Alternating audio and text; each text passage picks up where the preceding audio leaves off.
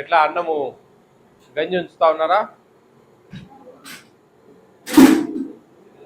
Water water ఈ మీకు ఏమి రైస్ గురించి ఏమైనా తెలుసమ్మా? రైస్ ప్రత్యేకత ఏంటి? మనం ఇచ్చే రైసా ఏం తెలియదు. ప్రిన్సిపల్ రైస్ గురించి ఏమైనా ఐడియా ఉందా మీకేమన్నా? అది కాదు స్వామి, పిండి పదార్థం కాదు. మీకేమి చెప్పలేదా? 80 వచ్చారా? 80 మీరా? ఈ రైస్ ప్రత్యేకత ఏంటండి? చెప్పాను సార్. దాంట్లో కెమికల్ ఉంది, ఏం బియ్యం అవి? సార్ అది పైకి 80 లేకపోతే 80 అయితే ఆవాదం తెలియకపోతే ఎట్లండి?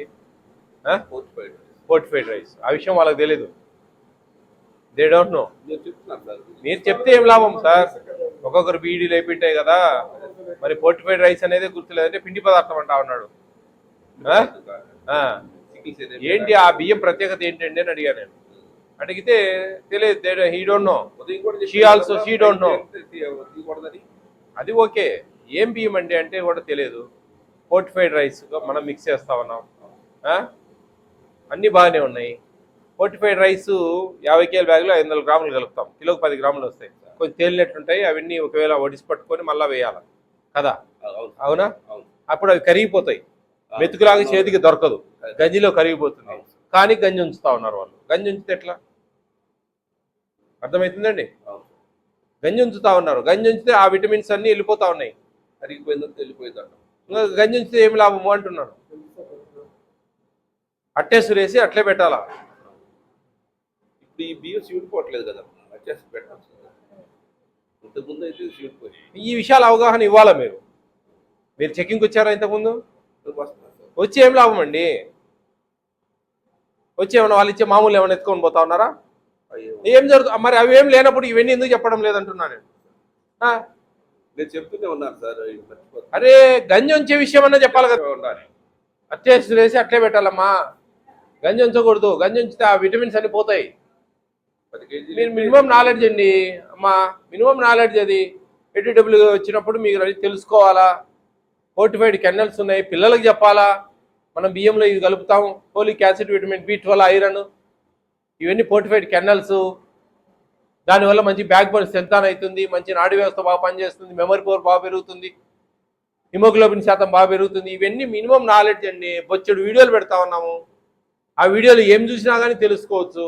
ఇంకా ఏ గోడకు చెప్పుకోవాలా మేము? కొంచెం అప్పుడప్పుడు కొంచెం ముద్ద అవుతుంది, అయినా పర్లేదు. అవి చాలా అవసరం. అది ప్రభుత్వము ఉద్దేశమే ఖరాబ్ అయిపోతుంది మీరు చేయడం వల్ల. ప్రభుత్వ ఉద్దేశమే నాశనం అయిపోతుంది గంజి ఉంచడం వల్ల. గంజి ఉంచకూడదు. ఆ బొక్కల గిన్నెలు తీసేయండి ముందు. ఆ బొక్కలు ఉండే గిన్నెలు తీసేయండి, అసలు పెట్టద్దండి ఏ హాస్టల్లో కూడా. అలాగే అవి ఉండడం వల్లే అన్నీ బాగా సులభం అయిపోయింది. వడబోస్తా ఉన్నారు. వడబోస్తే ఏం లాభము? అంతా పోయా. గవర్నమెంట్ సెపరేట్ గా కంపెనీ వాళ్ళకి రైస్ తయారు చేస్తున్నారు. కొన్ని లక్షల డబ్బులు పెట్టి పిల్లలకి ఏదో ఇది మంచిగా ఉండాలని. అదే ఊరికే వచ్చి కల్పిస్తుంది కాదు. సెపరేట్ కొన్ని యూనిట్ పెట్టి తయారు చేసి రైస్ పంపిస్తారు. మాకు పర్ క్యాపిటా డిస్ప్లే లేదు. పర్ క్యాపిటా డిస్ప్లే లేదు. చూపించండి మీది. మీ పర్ క్యాపిటా ఉందా మీ దగ్గర? చూపించండి. ఏముంది? ఇది మనం ఇచ్చిందా? ఆయన దగ్గర ఏముంది అని అడుగుతా ఉన్నా. నువ్వు ఇది తీసుకుపోయి ఇస్తే ఎట్లా? పర్ క్యాపిటా ఇది ఓకే. ఆ 80 గారి దగ్గర ఏముంది? పర్ క్యాపిటా కావాలి నాకు. వాళ్ళ దగ్గర ఉండేది ఒక ఫ్లెక్సీ చేసి పెట్టాలా. ఎవరు మీ టీటీ గారు? ఎవరు అసలు? ఎన్ని గ్రాముల చికెన్ ఉందండి per day? Weekly twice sir. అది ఓకే, అది నాకు తెలుసు. 100 గ్రాములు. అదే రోజుకి ఎంత? ఏం తెలియదండి మీకు? ఏమీ తెలియదు.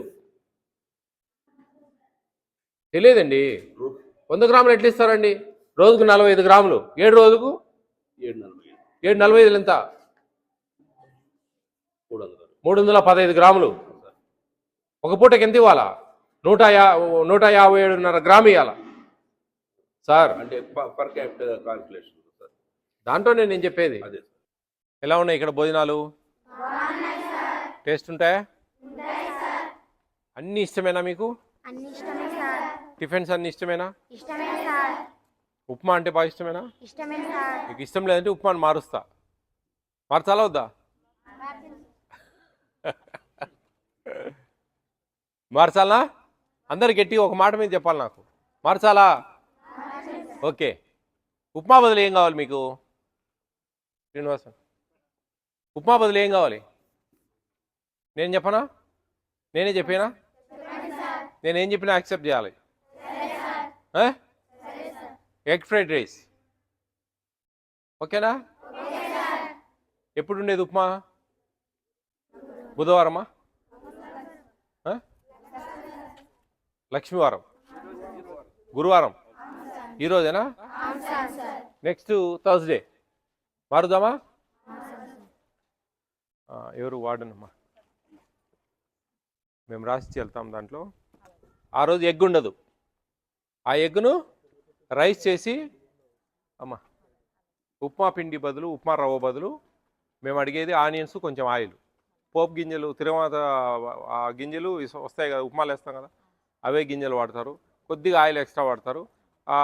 దాని బదులు, దేని బదులు? ఉప్మా రవ్వ బదులు ఆనియన్స్, ఉల్లిపాయలు ఎక్కువ కొంచెం కట్ చేసి, మొత్తం ఎంతమంది ఉన్నారో అన్ని ఎగ్స్ కట్ చేసి అంతా ఒక చేసి దాంట్లో ఒక బాయిల్లో వేసి గుడ్డు తాలింపు లాగా చేయాలి.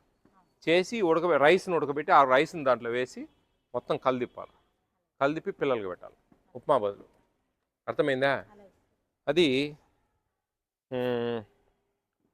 మీకు పిల్లలకి అది బాగా ఇష్టంగా ఉందంటే కనుక కంటిన్యూ చేస్తారు. లేదనుకుంటే కనుక మళ్ళా సేమ్ పాత చింతకాయ పచ్చడి. మనకు బియ్యంలో పోర్టిఫైడ్ కెన్నల్స్ అని 550 కేజీల బ్యాగ్లో 500 గ్రాములు కలుపుతారు. కిలోకు 10 గ్రాములు వస్తాయి. అవి ఇంటికి కూడా ఇస్తారు. మన ఇంట్లో రేషన్ బియ్యం ఇస్తారు కదా, అందులో కూడా ఇస్తారు అవి. కానీ కడిగేటప్పుడు కొద్దిగా తేలుతాయి అవి ఏదో రబ్బర్ బియ్యము, ప్లాస్టిక్ బియ్యము అని తీసి పడేయకుండా అవి అలాగే మళ్ళీ లోపల వేసుకొని ఉడకబెట్టి ఆ అన్నంలో దీని ప్రత్యేకత ఏంటంటే ఇది folic acid, vitamin B12, iron